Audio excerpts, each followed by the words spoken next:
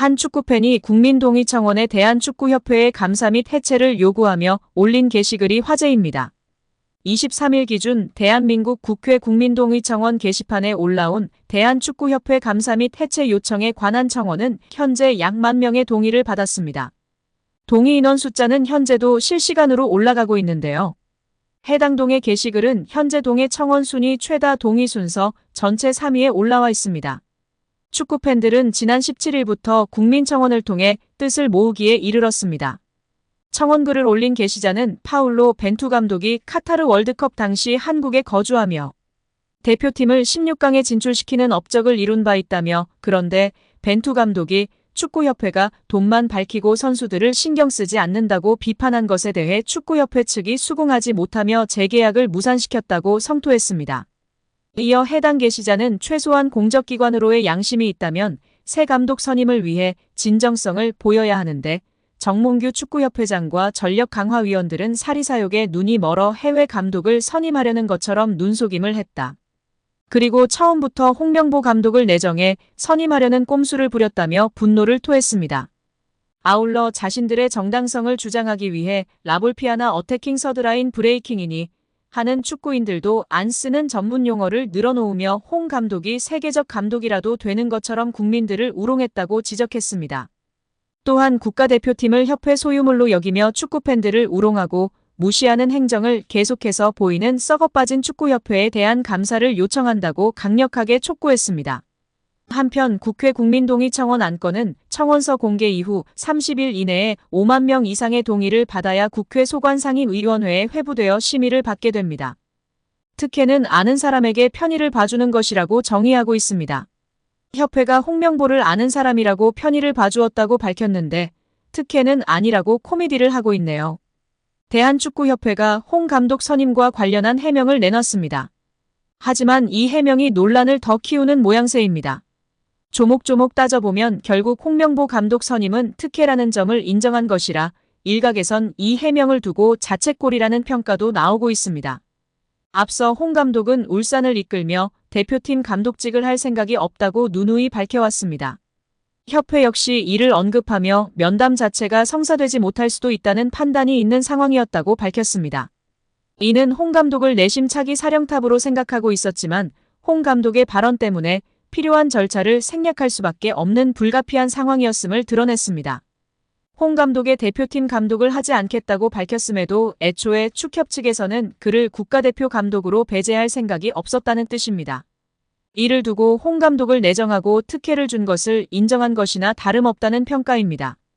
특히 축구협회가 내놓은 홍명보 감독의 선임 과정을 보면 홍 감독의 고사 이후 이임생 기술총괄이사는 기습적으로 홍 감독을 만났고 결국 2시간 만에 설득에 성공했습니다. 2시간 면담은 축구협회가 해명문에서 직접 밝힌 사항입니다. 이를 두고 5개월간 전 세계를 다니며 찾지 못한 적임자를 단 2시간의 대화로 결정했다는 것에 대해 무엇보다 축구팬들은 홍 감독 선임을 납득하지 못하고 있습니다.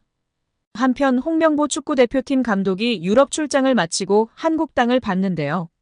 지난 15일 인천국제공항을 통해 유럽으로 향한 홍명보 감독은 손흥민, 김민재, 황인범, 서령우를 만났습니다. 유럽 출장을 마친 홍 감독은 24일 입국할 예정입니다. 공항 인터뷰는 없고 다음 주 중 공식 취임 기자회견을 준비한다고 합니다. 절차상 위법이 있다면 법적인 절차로 결정이 번복될 수도 있다. 법 쪽에는 홍 감독 선임 과정의 절차상의 하자가 축구협회 결정에 번복을 가져올 수 있다고 짚으며 화제입니다. 익명을 요구한 변호사는 절차상의 위법이 있다면 법적인 절차로 결정이 번복될 수도 있다면서 다만 축구협회는 사단법인이기 때문에 민사소송을 거쳐야 한다. 우선 문체부 감사에 따라 장관이 어떠한 권고를 내리는지 지켜봐야 할 것 같다고 밝혔습니다. 문화체육관광부가 감독 선임 논란에 휩싸인 대한축구협회를 직접 조사할 의사를 드러낸 가운데 협회는 반발 움직임을 보이며 화제입니다. 문체부가 축구협회의 문제를 발견했을 때 취할 수 있는 조치로는 감사 등이 거론되고 있습니다.